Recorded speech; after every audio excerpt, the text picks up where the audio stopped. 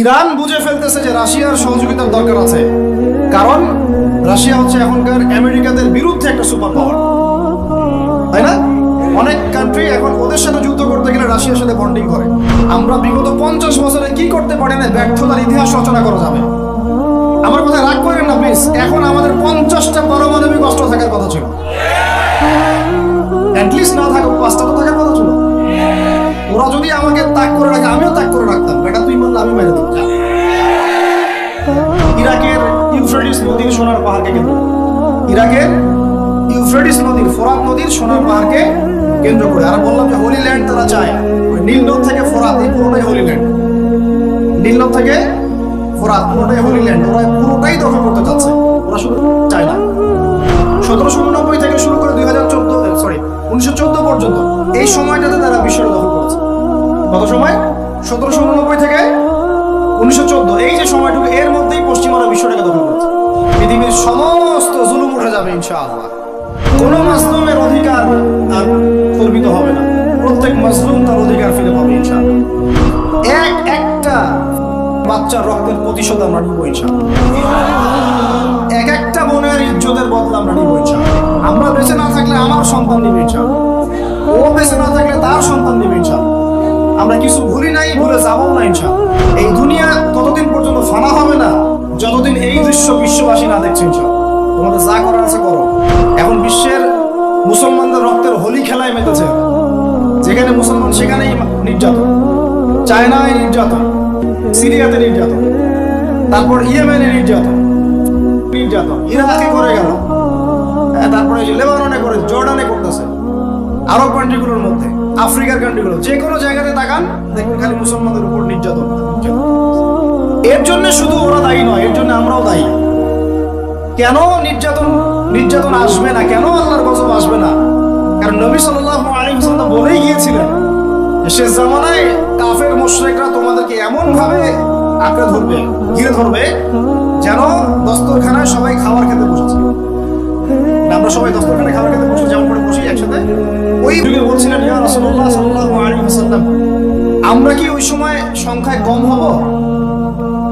অবাক হয়েছিলেন তারা, কারণ ওই সময় তো ইসলামের বিজয়ের যুগ। আমাদের এইরকম অবস্থা হবে যেখানে আমরা 313 মিলে 1000 বদরে ঠেকাই দিই, 700 মিলে ওদের 3000 ঠেকাই দিই, মোতার যুদ্ধে আমরা কত 3000 নিয়ে 2 লাখকে ঠেকাই দিই।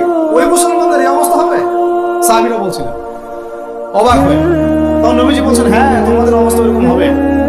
তোমরা সংখ্যায় হওয়া সমুদ্রের ফেনার মতো। সমুদ্রে দেখতে পাচ্ছেন এখন খালি নাম কাবাস্তে মুসলিম বাড়তেই আছে। সমুদ্রের ফেনার মতো, কিন্তু দুইটা জিনিস তোমাদেরকে পেয়ে বসবে। এই দুইটার কারণে এই পরিণতি তোমাদের হবে। এক নম্বর হচ্ছে তোমাদের মধ্যে দুনিয়ার মোহাব্বত তোমাদেরকে পেয়ে বসবে। আর একটা ওয়াহান তোমাদেরকে ধরে ফেলবে। সাহাবীরা বলছে ওয়াহান কি? নবীজি বলছেন তোমরা আল্লাহর পথে জীবন দিতে চাইবে না। এই ভয়, আল্লাহর পথে জীবন দেওয়ার ভয় তোমাদেরকে পেয়ে বসবে। এই দুইটা যখন তোমাদেরকে পেয়ে বসবে, তখন এই কাফের, মুশরিক, মুনাফিক যারা আছে সবাই মিলে তোমাদেরকে একটা কচু কাটা করে নেবে। হয়নি এখন এটা?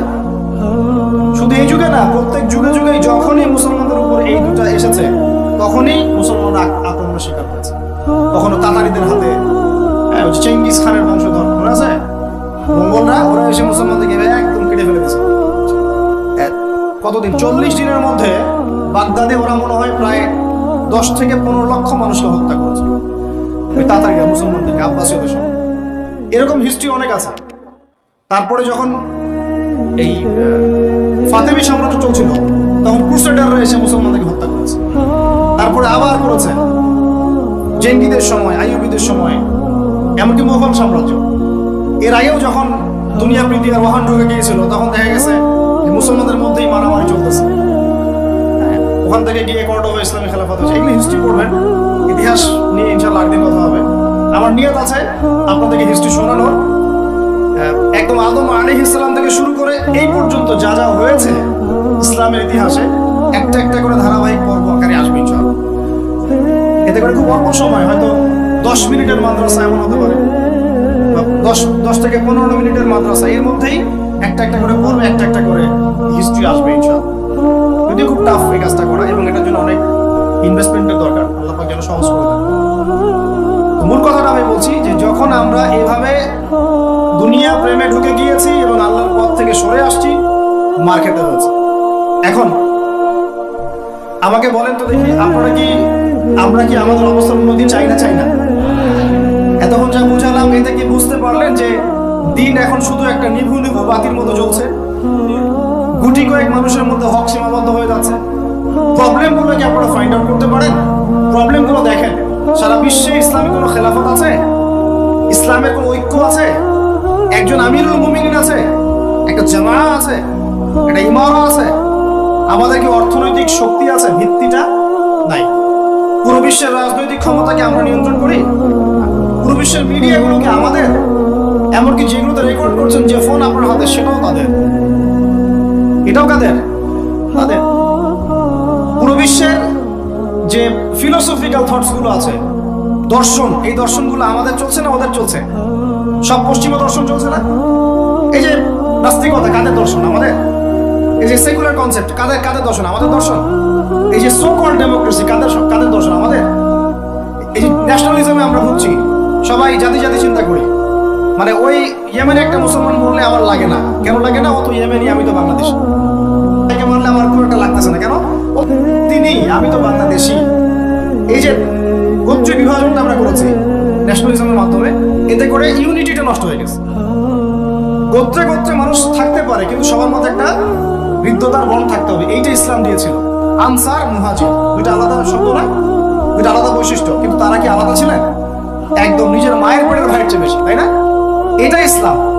আর আমরা যদি বলি আনসার এক গ্রুপ, মুহাজির আরেক গ্রুপ, আনসারকে মারলে আমার কি, আমি তো মুহাজির, মুহাজিরকে মারলে আমার কি, আমি তো আনসার। এই কনসেপ্টটা হচ্ছে ন্যাশনালিজম কনসেপ্ট চলছে। ও দিয়ে দিল ফরাসি বিপ্লবের পর থেকে, 1789 সালের পর থেকে এগুলো আসছে। 1789 থেকে শুরু করে 1914 পর্যন্ত এই সময়টাতে তারা বিশ্বটা দখল করেছে। কত সময়? 1789 থেকে 1914, এই যে সময়টুকু, এর মধ্যেই পশ্চিমারা বিশ্বটাকে দখল করেছে। আবার নতুন করে কোন জায়গা দখল করেছে? প্রথমে পলিটিক্স। প্রথম জায়গাটা কি? পলিটিক্স। তারপরে সামরিক শক্তি, ওদের মানে এক্সট্রাঅর্ডিনারি সামরিক শক্তি তারা বিশ্বকে দেখিয়েছে। আপনি যত কথা বলেন, একদম পারমাণবিক বোম রেখে দিব তাক করে, আর বেটা তুই কথা বলতে পারবি না, এরকম একটা অবস্থা। বিশ্বাস করেন ব্যাপারটা এরকম। পুরো জাতি নিয়ে আপনি একটা ঐক্যবদ্ধ শক্তি করতে চান, একটা মিসাইল, পারমাণবিক মিসাইল এরকম রেখে দেবে। এই বাড়াবাড়ি করো না বেশি, একদম বিপদ লঞ্চ করে, বাস আপনি চুপ, একদম চুপ। কারণ ওইটা প্রতিহত করার তো আমার কাছে ওই নাই, ক্ষেপণাস্ত্র প্রতিরক্ষা সিস্টেম তো নাই। এখন আমি যদি বলি, আমার কথা কি মন খারাপ করবেন? আমি যদি বলি যে বিগত 50 বছরে আমাদের দেশ স্বাধীন হয়েছে কবে বলেন? 71, এখন কত? 23, কত বছর বলেন? আমরা কি একটাও ক্ষেপণাস্ত্র তৈরি করতে পারলাম না? এই বিশ্বে এই ধরনের প্রযুক্তি ছাড়া কেউ টিকে থাকতে পারে? এটা কি ঢাল তলোয়ারের যুগ যে ওরা এগুলো বানাবে আর আমরা ঢাল তলোয়ার নিয়ে বসে থাকবো? কি করলাম আমরা বলেন? আপনারা তো রাগ করেন কথা বললে। রাগ না করে একটু ভালো করে মন দিয়ে শুনেন না, মন দিয়ে চিন্তা করেন না। কি করলাম আমরা এতদিনে? আমাদের 50টা ক্ষেপণাস্ত্র থাকার কথা ছিল, আমাদের 50টা পারমাণবিক অস্ত্র থাকার কথা ছিল। কিসের ভিত্তিতে আমরা লড়াই করব? কিসের ভিত্তিতে আমরা লড়াই করব? মিয়ানমার যদি আমাদেরকে কালকে চাপ দেওয়া শুরু করে, আমরা কিসের ভিত্তিতে লড়াই করব? কি নিয়ে লড়াই করব? এমনকি পুরো মুসলিম বিশ্বের বড় বড় পরাশক্তিগুলোর সাথে আমাদের সম্পর্ক কতটুকু ভালো? ইরান বুঝে ফেলতেছে যে রাশিয়ার সহযোগিতার দরকার আছে, কারণ রাশিয়া হচ্ছে এখনকার আমেরিকাদের বিরুদ্ধে একটা সুপার পাওয়ার, তাই না? অনেক কান্ট্রি এখন ওদের সাথে যুদ্ধ করতে গেলে রাশিয়ার সাথে বন্ডিং করে। এটা ওয়ার্ল্ড অ্যাফেয়ার্স। আমরা বিগত 50 বছরে কি করতে পারি না, ব্যর্থতার ইতিহাস রচনা করা যাবে। কি বলতেছেন আপনি? কি বলতে চান? এটা রচনা করা যাবে একটা ইতিহাস। পদে পদে দুর্নীতি করেছে, পদে পদে টাকা আত্মসাৎ হয়েছে, পদে পদে হক নষ্ট করা হয়েছে। এগুলো সব আমাদের সম্পদ ছিল, জনগণের ছিল। আমি কোনো পলিটিক্যাল পার্টি করি না, কখনো করিও নাই, আমার করারও কোনো শখ নাই। কিন্তু একজন আম জনগণ হিসেবে, সাধারণ জনগণ হিসেবে এই কথাগুলো বলছি। প্রত্যেক পদে পদে দুর্নীতি, টাকা আত্মসাৎ, সিস্টেম লস। কেন? একটা ছেলে যোগ্যতা আছে, চাকরি পাবে না কেন? ওই ছেলের যোগ্যতা আছে, কেন চাকরি পাবে না? আপনি আল্লাহর কাছে কি জবাব দিবেন? আপনারা বলেন, আপনারা আল্লাহর কাছে কি জবাব দিবেন? ওর যোগ্যতা আছে, কেন সে পেল না? কেন একটা গভর্নমেন্ট প্রতিষ্ঠানের মধ্যে পদে পদে আমাকে ফাইল ট্রান্সফার করতে হবে, সবাইকে টাকা খাওয়াতে হবে কেন? আমার তো যোগ্যতা আছে, আমি তো হকের উপর আছি। বিসিএস তো কোচিং আমিও করেছি, আমি তো কেন হতে পারতাম? আমি কেন হতে পারলাম না? কেন চান্স দিলেন না? কেন বড় বড় পরীক্ষার প্রশ্ন ফাঁস হয়ে যাবে? কেন একজন ডক্টর, কেন একজন ডক্টর যাকে আমরা আমাদের ট্যাক্সের টাকা দিয়ে আমাদের ভাইরা বেতন দিচ্ছে, ও কেন দেরি করে হসপিটালে আসবে? কেন আসবে? কে ব্যবস্থা নিবে? আমরা ব্যবস্থা নিতে পারবো? আপনাকেই তো নিতে হবে।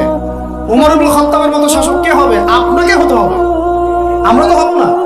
আর আমাদের সেই যোগ্যতাও নাই, ইচ্ছাও নাই। আমরা দায়িত্ব নিতে চাই না, দায়িত্ব ছেড়ে দিতে চাই। ইসলাম কি বলে? দায়িত্ব নিতে বলে না ইসলাম। ইসলাম বলে যে যোগ্যকে দায়িত্ব দিয়ে দাও। কোন সাহাবী দায়িত্ব নিজেকে চেয়ে নেন নাই, কখন বলেছেন আমাকে দেওয়ার দরকার নেই, তাকে দিয়ে দাও। আবু বকর সিদ্দিকের পর ওমর ইবনে খাত্তাব পর্যন্ত বলছেন আমাকে দিয়েন না, প্রয়োজন আলীকে দেন, উসমানকে দেন। ওমরের মতো মানুষ এই কথা বলছেন। আর আমরা এখন কি করি ভাই? আমার চরিত্র সবচেয়ে ভালো, আমারে দেন, আমারে। খালি কিয়ামতটা হয়ে যাক, আল্লাহ পাক দাঁড় করাবেন সবগুলোকে সিরিয়ালে, দেখা যাবে কে কি জবাব দিতে পারে, দায়িত্ব কতটুকু বুঝিয়ে দিতে পারে, এটা দেখা যাবে। কেন এটা হবে? আমার কথা রাগ করেন না প্লিজ। এখন আমাদের 50টা পারমাণবিক অস্ত্র থাকার কথা ছিল, অ্যাটলিস্ট না থাকুক 5টা তো থাকার কথা ছিল। ওরা যদি আমাকে তাক করে রাখে, আমিও তাক করে রাখতাম। এটা তুই বললে আমি মেরে দিব। উত্তর কোরিয়ার মতো একটা কান্ট্রি, আমার সাবজেক্টে এইগুলা, আমরা ইউনিভার্সিটিতে এগুলোই পড়েছি। ও একটা কান্ট্রি, কতটুকু কান্ট্রি জানেন? উত্তর কোরিয়া দক্ষিণ কোরিয়া একসময় মারামারি করতো, এই মারামারি লাগিয়ে দিয়েছিল পশ্চিমরা। পরে উত্তর কোরিয়ার প্রেসিডেন্ট ওই বলা থেকে বের হয়ে যায়, বলা থেকে বের হয়ে চায়নার সাথে বন্ডিং শুরু করে, রাশিয়ার সাথে বন্ডিং শুরু করে, ওদের সাপোর্টে সে আস্তে আস্তে আস্তে নিউক্লিয়ার ডিভাইসগুলো তৈরি করা শুরু করেছে। করার পরে এখন এই মাত্র বেশি না, 20 থেকে 25 বছর, 20 থেকে 25 বছরে ওরা এমন একটা জায়গায় চলে গেছে, খাইতে পারুক না পারুক পারমাণবিক বোমা একদম তাক করে রেখে। পশ্চিমারা ওখানে নাক করে দিতে পারে না, ও নাক করে দিতে পারে আমার কাছে এসে আমাকে বলে স্যাংশন দিবে, আমাকে বলে তোমাকে ভিসা নীতি বাতিল করে দিবে। আমাকে বলতে পারে, ওকে বলতে পারবে না। ওর কাছে ওরকম অস্ত্র আছে, দিবে একটা মায়েরা, যা বেটা আসে। ওর পার্ল হারবার আছে সামনে জাপানের ওখানে। কারণ এটা এমন একটা বিষয় যে একটা যদি সে মারে, আর এও তো একটা মারতে পারবে। একটা বোমা পড়লে পুরো জাতি একদম মুহূর্তের মধ্যে ছাই হয়ে যাবে, ছাই হয়ে যাবে, ছাই। এই জন্য এটা যুদ্ধ এত সহজে কেউ যেতে যাবে না। এটা হচ্ছে একটা মনস্তাত্ত্বিক শক্তি যে আমার কাছে আছে, তুই মারলে কিন্তু আমি মারতে পারি। এই মনস্তাত্ত্বিক শক্তিটাই দরকার ছিল, এখন নাই। আর ভাই এগুলো আমাদেরও তো অনেক দোষ। সব কিছু তো আমরা মানুষের উপর চাপাই দিয়ে বসে থাকি। আমরা যখন অ্যানালাইসিস করতে বসি সবাই মনে হয় যে বিজ্ঞ পণ্ডিত, কিন্তু আপনি তো দায়িত্ব নিয়ে সামনে আসছেন না, আপনি তো পড়াশোনা করে উপরে আসছেন না, আপনি তো জ্ঞান অর্জন করে মানুষকে বোঝানোর চেষ্টা করছেন না। আমরা তো আমাদের দায়িত্ব পালন করছি না, করছি কি? আল্লাহ পাক আমাদের সবাইকে বিচক্ষণ হওয়ার তৌফিক দান করেন। কয়টা সায়েন্টিস্ট তৈরি হয়েছে আমাদের? বলেন, কয়টা সায়েন্টিস্ট তৈরি হচ্ছে আমাদের জাতির মধ্যে? নাস্তিক তো ভরি ভরি তৈরি হচ্ছে। কয়টা সায়েন্টিস্ট তৈরি হয়েছে আমাদের ইউনিভার্সিটিগুলোর মধ্যে? কয়জন অর্থনীতিবিদ তৈরি হয়েছে ইউনিভার্সিটিগুলোর মধ্যে? আমিও তো পড়ছি ইউনিভার্সিটি। ছেলে মেয়ে একসাথে বসে গাল গল্প করে, চীনা বাদাম খায়। কোনো সময় স্যার আর মেয়ে, স্যার আর ছাত্রীর প্রেম হয়ে যায়। আমি বলছি না কিছুই হয় না, পড়াশোনা তো হয়, সিস্টেম তো অনেক সুন্দর, টাকা পয়সাও সরকারি অনেক খাচ্ছেন আপনারা। কিন্তু এখন কথা হচ্ছে গভর্নমেন্টের যে এত টাকা পয়সা খাচ্ছেন, রেজাল্টটা কি দিচ্ছেন? কি জাতীয় উপহার দিচ্ছেন আপনারা? কোন প্রজন্ম উপহার দিচ্ছেন? এগুলো কি গভর্নমেন্ট টাকা আপনারা কি মনে করেন? এই ট্যাক্সের টাকাকে কি মনে করেন? এগুলো মানুষের আমানত, রক্ত ঘাম করা পয়সা। আপনাকে বেতন দেওয়া হচ্ছে, আপনাকে ফ্ল্যাট দেওয়া হচ্ছে, আপনাকে গাড়ি দেওয়া হচ্ছে, ওগুলোর দিকে তো চলবেন না। আমরা একটু এক্সকরোলা গাড়িতে চললেই একদম নজরদারির মধ্যে চলে আসি। গাড়ি কোথেকে আসলো? আমার গাড়ির দাম তো 6 লাখ টাকা না 7 লাখ টাকা, আপনার গাড়ির দাম তো 50 লাখ টাকা। আর এইগুলো আমাদেরকে মানুষ ভালোবেসে হাতিয়ে দিয়েছে। আপনাকে ভালোবেসে না দিলে আমি কি করতে পারি? আমার কিছু করার আছে? মূল জায়গাগুলো তো আমরা দেখি না। সব সমস্যা ইসলামকে নিয়ে চুলকানি নাকি? খালি ইসলামকে নিয়ে চুলকানি হয়? মূল জায়গায় আসেন। আমি বলেছি, চ্যালেঞ্জ করেছি, একটা মাঠের মধ্যে আপনি সমস্ত সেকুলার মহলের টিচারদেরকে একত্রিত করেন, আপনি উদ্যোগ নিয়ে করেন দেখি, করে সবার কোরআন তেলাওয়াত টেস্ট করেন। আমি চ্যালেঞ্জ করতেছি 10% কোরআন তেলাওয়াত ঠিক থাকবে না। তাদের হাতে আপনি একটা জাতি করতেছেন, তাহলে শিক্ষা তো এই অবস্থা হবেই। বাংলা তো আপনাকে শিখাবে, আর কি শিখাবে? ইসলাম এবং জেনারেল শিক্ষা, ইসলামী শিক্ষা, এইটাকে সমন্বয় করাটা এখন সময়ের দাবি হয়ে গেছে। এই দুটাকে সমন্বয় না করতে পারলে আল্লাহর কসম এই জাতিকে বাঁচাতে পারবেন না আপনি। এখন টিকটক দেখতেছেন, সামনে কোন টক আসবে আল্লাহ ভালো জানে, আল্লাহ ভালো জানে। এখানে আপনার ঘরেও তো দেখবেন যে একটা অপদার্থ পয়দা হয়ে গেল। কত এরকম ছেলে তার বাবা মাকে বৃদ্ধাশ্রমে পাঠিয়ে দিল, সন্তানের হাতে মা খুন হলো। এই তো কয়েকদিন আগে এক পুলিশ অফিসার খুন হয়েছিল এক সন্তানের হাতে, মনে নাই আপনাদের এগুলো? তাহলে আমরাই তো আমাদের ঘরে সাপ তৈরি করতেছি। ভাববেন না যে এগুলোর ফলে শুধু সমাজে একটা প্রভাব বিস্তার হবে, আমার ঘরে কিছু হবে না, কখনো না। আমিও এফেক্টেড হবো, আমার ঘরেও আসবে। এখন আল্লাহ রাব্বুল আলামিনের কাছে খালি দোয়া করতে পারি আমরা, আল্লাহ পাক যেন আমাদেরকে এমন যোগ্য যোগ্য ব্যক্তি উপহার দেন আল্লাহর পক্ষ থেকে। যে হোক সে XYZ, হুএভার হি ইজ, আমরা কোনো দলের মানুষ না, কোনো পলিটিক্যাল পারসন না, XYZ যে হোক না কেন, আমরা যে সৎ যোগ্য ইমানদার মানুষ, সৎ যোগ্য ইমানদার মানুষ যারা তাদের এই ক্ষমতাটাকে, এই প্রতিভাটাকে দিনের জন্য কাজে লাগাবে ইনশাআল্লাহ। এরকম মানুষ চান না আপনারা? দোয়া করতে হয়, আল্লাহ যেন কবুল করেন, আমিন। আর আমাদেরকেও হতে হবে আনুগত্যশীল, এবং আমরা শান্তিপূর্ণ কোনো পরিবেশের মধ্যে বিদ্রোহ করতে যাব, কারণ এগুলো করলে রাষ্ট্রের আরো ক্ষতি হয়। উপকার হচ্ছে কি হয়? ক্ষতি বেশি। আমরা দোয়া করব, চেষ্টা চালাবো, আল্লাহ রাব্বুল আলামিনের কাছে মুজাহাদা চালিয়ে যাব, এবং আমরা গঠনমূলক সমালোচনার মধ্য দিয়ে আমরা তাদের কাজের পজিটিভ নেগেটিভ বিষয়গুলো উপস্থাপন করব। এরপর যদি তারা দাওয়াত কবুল না করে, তাদের কবর তাদের, আপনার আমার কবর আমার, লাকুম দীনুকুম ওয়ালিয়া দীন। ব্যাস, এটা আমাদের দায়িত্ব। এখন আমার কথাটা আমি গুছিয়ে নিব, কনক্লুশনের দিকে একটু আমার দিকে মনোযোগ দেন। আর শেষে গিয়ে আমি আপনাদেরকে 5টা প্রশ্ন করবো। কয়টা ভাই? সেরা 5 জন, যে 5 জন অ্যান্সার দিতে পারবেন তাদের জন্য আমি হাদিয়া নিয়ে আসছি। 5টা বই আমি আমার পক্ষ থেকে উপহার দেব, ঠিক আছে? এই যে লেকচারটা দিয়েছি এর উপরে 5টা প্রশ্ন হবে ইনশাআল্লাহ। দেখবো কে কতটুকু লেকচার শুনেছে। কনক্লুশনটা এখন শুনেন। পুরো বিশ্বের প্রেক্ষাপটটা এখন আমাদের অনুকূলে না। আমার সাথে বলেন তো, কি বললাম? পুরো বিশ্বের প্রেক্ষাপটটা আমাদের অনুকূলে না। বিশ্বের বড় বড় সেক্টরগুলো মনে রাখবেন, বড় বড় সেক্টরগুলো হচ্ছে 1 রাজনীতি, 2 ভূ রাজনীতি, 3 অর্থনীতি, 4 সংস্কৃতি, 5 শিক্ষা এবং 6 প্রযুক্তি। কয়টা বললাম? 6। এই প্রতিটা বিষয়ে এখন আমরা নিয়ন্ত্রণ করি না, এটাই বাস্তব, এটাই সত্য।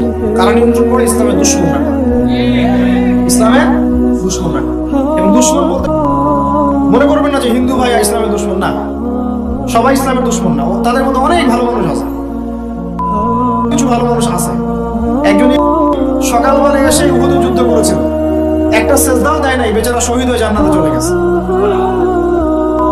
আব্দুল্লাহ বিন সালামের মতো বড় আলেম ছিলেন, বাদশা নাজাশির মতো মানুষ ছিলেন, মুসলমানদেরকে আশ্রয় দিয়েছিলেন। তাহলে কারা সমস্যা? কারা? তো হেনরি ফোর্ডের লেখা, উনি আগে জায়নিস্ট, পরে বের হয়ে আসছেন, তওবা করে ফিরে আসছেন। তো এরা হচ্ছে এই বিষয়গুলো নিয়ন্ত্রণ করে, প্রতিটা বিষয়, প্রত্যেকটা বিষয়, ব্যাংকিং সিস্টেম থেকে শুরু করে পলিটিক্যাল অ্যাফেয়ার্স, এভরিথিং। আমাদের হাতে কিছু নাই, কিন্তু আমরা বললাম যে ফিউচার ইসলাম আসবেন এবং এটা কায়েম করবেন। এই তো কনক্লুশন। তাহলে মাঝখানে যে সময়টা বাকি আছে, এই সময়টাতে কাদের হাতে বা কোন বৈশিষ্ট্য ধারণ করতে পারলে আমাদের হাতে ওই বিজয়টা হবে? এই তো প্রশ্ন, না? এই না বিষয়টা? মাঝখানে একটা সময় তাহলে বাকি, সামনেও দেখলাম কি হতে যাচ্ছে।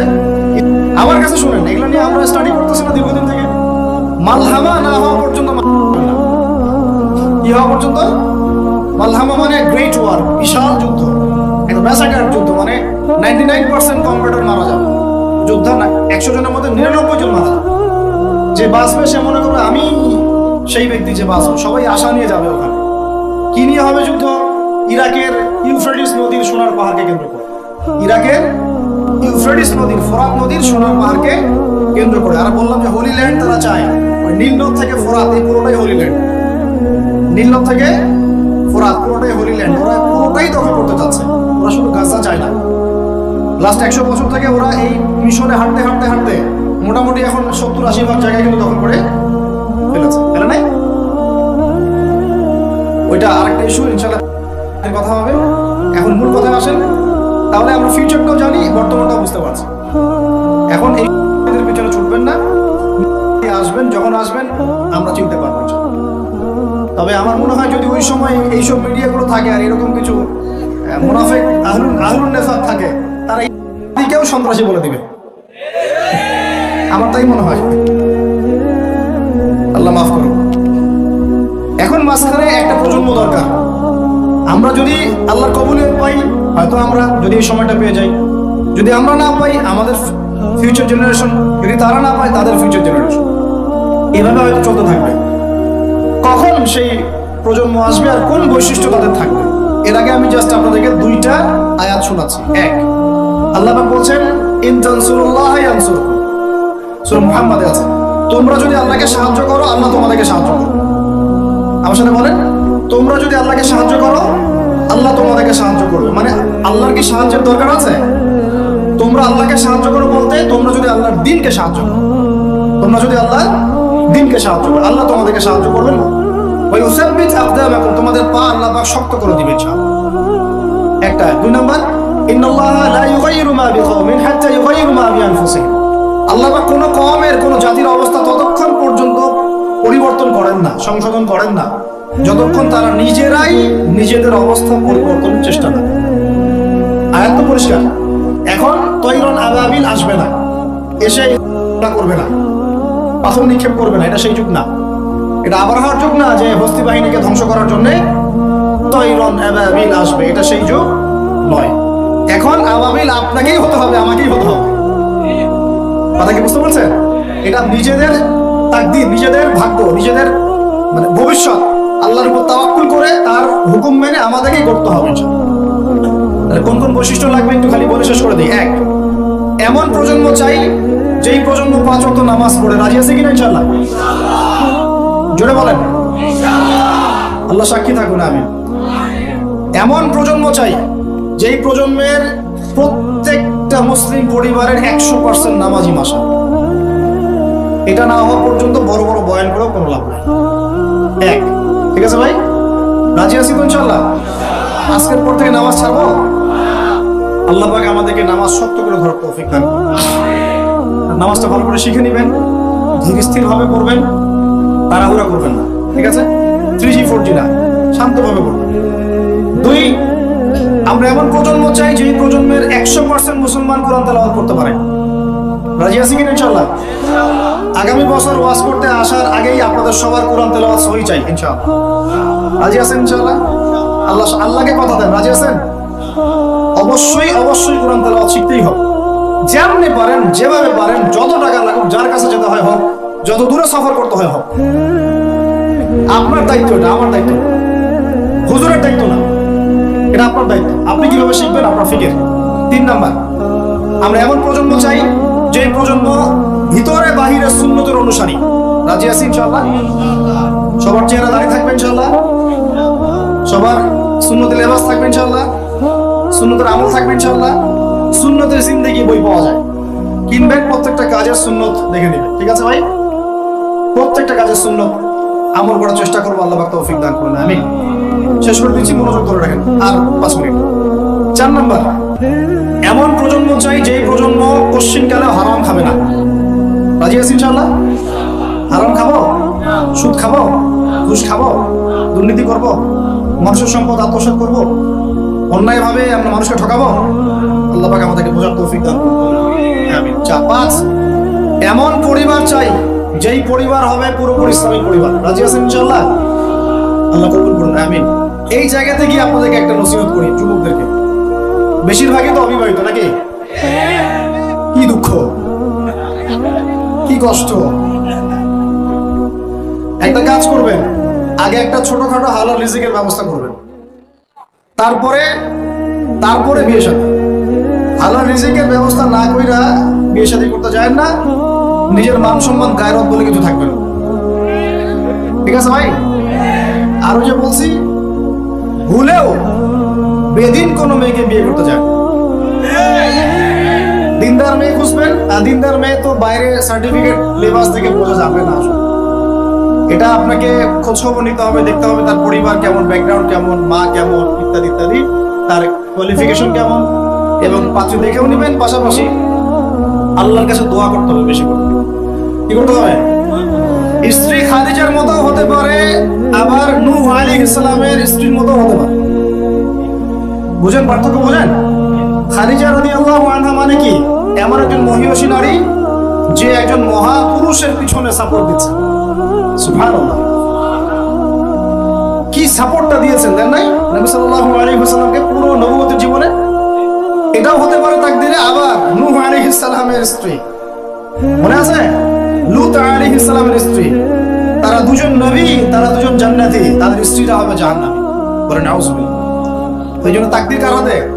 বাস আল্লাহর কাছেই বারবার ইস্তেখারা করে করে করে চেয়ে নিতে হবে, আল্লাহ আমাকে এমন একজন নেককার স্ত্রী দান করুন যিনি আমাকে আপনার পথে চলতে সাপোর্টিং হ্যান্ড হবে, আমাকে পিছন থেকে বুঝতে হবে। আচ্ছা, ইনশাআল্লাহ ফ্যামিলি নিয়ে বিয়ে শাদী নিয়ে আরেকদিন ওয়াজ হবে ইনশাআল্লাহ। 5 কয়টা বলছি ভাই? 5টা 6টা? 5টা। 6 নাম্বার, যে বাচ্চা কাচ্চা আছে আমাদের, ভাই বোন, ছোট ছোট ছোট বাচ্চা কাচ্চা যেগুলো, এক একজনকে এক একজন মর্দে মুজাহিদ হিসেবে তৈরি করি। বুঝি আছি ইনশাআল্লাহ? তাহলে ওদেরকে আমরা পড়াশোনা করাবো। কি কি পড়াশোনা করবো?